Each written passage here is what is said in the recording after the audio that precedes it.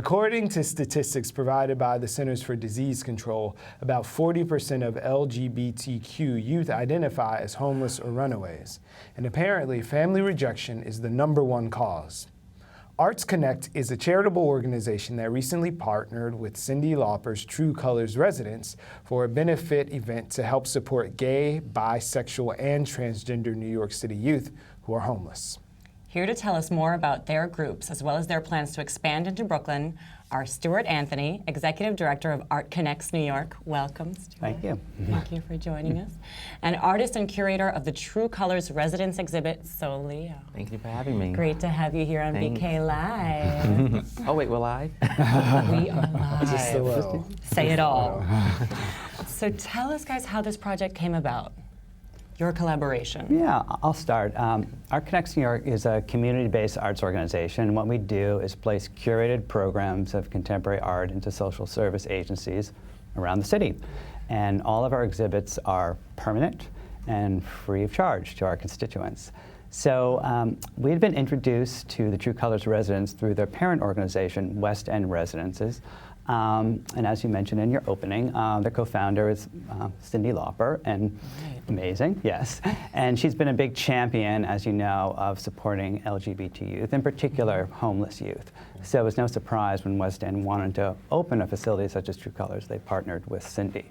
But despite having a contemporary artist as one of the co-founders, they didn't actually have a contemporary art program. So enter Art Connects New York. Well, then enter Soleo as well. Like, you know, you go into these government buildings or these sort of institutional places and you see a kitten with a ball of yarn or some kind of like horrible landscape, right? Churns. Yeah, like one of those biscuit beige walls. So looking at you, I can see that that's totally your aesthetic. Yeah, that's totally me. No, but going into this project, it was so important for me, not only because I'm a resident of Harlem, but also because I identify as LGBT. And so the fact that there is this pervasive homelessness, that so many youth experience this, really touched me to the core. Because growing up, one of my fears before I came out to my family was that they would disown me and reject me, and then I would be left on the streets. Fortunately, that didn't happen, but that's not everyone's story. And so the fact that so many LGBT youth are invisible, I wanted as a curator to bring light to them, to share their stories, give them a face, give them a voice. And I was able to do that through the artists who did portraits that were inspired by the residents and that used some of the residents as models. So they worked hands-on with the artists to create this work and to see themselves in a new light. That's a phenomenal idea. It is, actually. When we started this partnership, and it really isn't a partnership that we formed with the social service agencies we've worked with, and True Colors, it's a 36th one we've worked with, we knew we had to find a really special curator, and we found Soleo. And we knew from the beginning that this project was going to be very different because it's a very small residence, and the people there are very committed to supporting them. Excuse me. It's fine. So this is actually the first time we've done a commission project. So maybe we can talk a little bit more about that. Yes, so the artists, from Kimberly Mayhorn to Bo McCall to Greg Frederick, some of these are Brooklyn residents as well. I selected them because they use different materials. So they use buttons, they use vinyl records, but also because they each was able to relate to the residents. One artist, Andre St. Clair, identifies as a gender nonconformist trans female. And Andre tells the story of being Jamaican and having being disowned by her Jamaican father, who said, okay, you want to be trans, you want to be whatever you are, you cannot live in this home, you cannot be part of this family. Right. And so, there's Andre's work. Andre and Tavick Gilson created that. And so Andre was able to dig into a place of experience, and you see in this, this piece of a person isolated in the city on this path, and there's this sort of guardian angel watching them from heaven. So the artists really connected to the story and were able to bring visibility to this issue. And we talk so much about, you know, Caitlyn Jenner and LGBT marriage and so forth, which are important, but there are youth who have no place to go at night. We need to talk about that a lot more as well. To get to that point, I'm sorry, looking at this and having people say, okay, you know, the problem is homelessness and we need to get kids in, but speak to the deeper level of servicing the internal person as well as just providing them a place to live, but having a place to feel comfortable and home and to be considered. We put art on the walls. And be inspired. Yeah. I mean, most of the constituents we serve are, let's face it, underserved populations. They're frequently people that are at risk or in crisis or have had a really difficult life experience, such as the youth that have found their way to True Colors. And so we believe they need all the kind of support, not just, you know, career counseling or maybe mental health counseling or support in those ways, but also the power that art can transform in their lives. So what we do is try and support the whole person. So.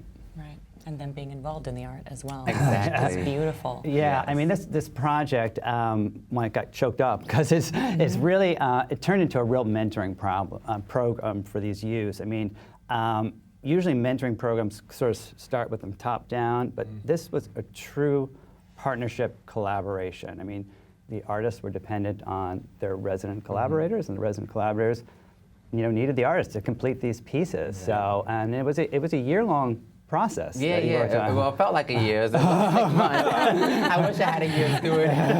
It was about like 6 months, but it was very intense and very emotional. Yeah. And I know one of the artists, Uday K. Daw, worked with Jamila, and she would go to his studio, and they would sit and talk, and she would talk about her experience, you know, dealing with homelessness, housing insecurity, and coming out process. Yeah. And Uday, who comes from India, experienced that as an immigrant coming to New York City back in the 70s, when, you know, there really wasn't as much of a conversation and dialogue. So he was able to draw from his experience and have this intergenerational conversation.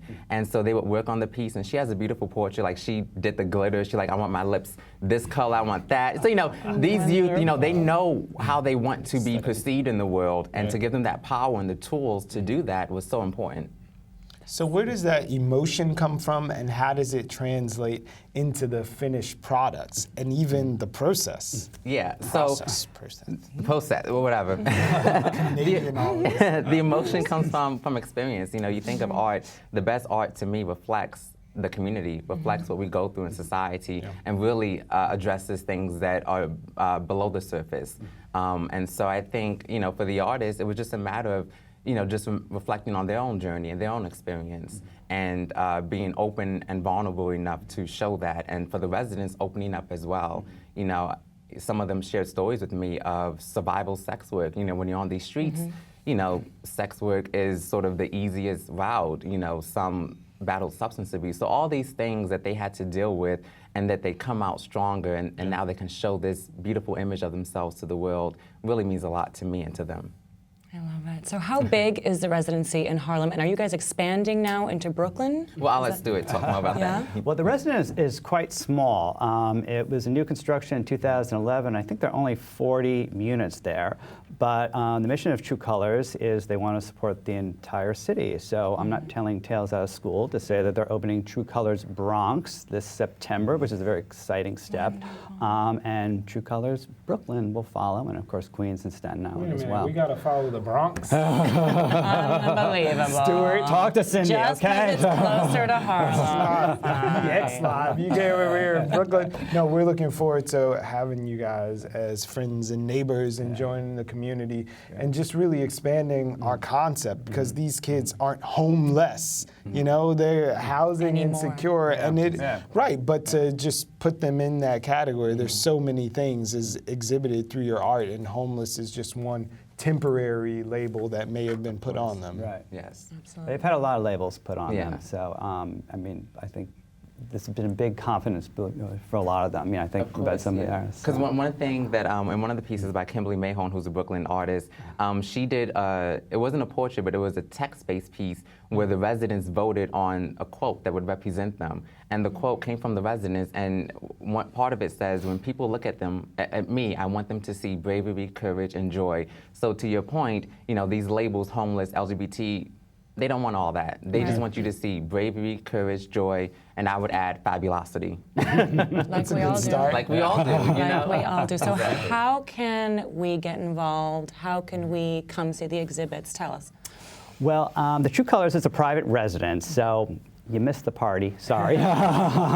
So, but you can find out more about Art Connects New York on our website, artconnectsnewyork.org, where it has images of all the work at True Colors and all of our other 36 projects around the city, and you can sign up for a mailing list and even make a donation. We like the sound of that. Fabulous. Thank you guys. Well, for thank you both for being here so Thank much. you It for has your been an interest in absolute this pleasure. issue. So- Keep up the good work. Thank you. Soon in Brooklyn, please. That's our tagline. That's right. Good works We're everywhere. waiting. We're Good waiting works for you. everywhere. That's our tagline. See you soon, neighbor. Excellent.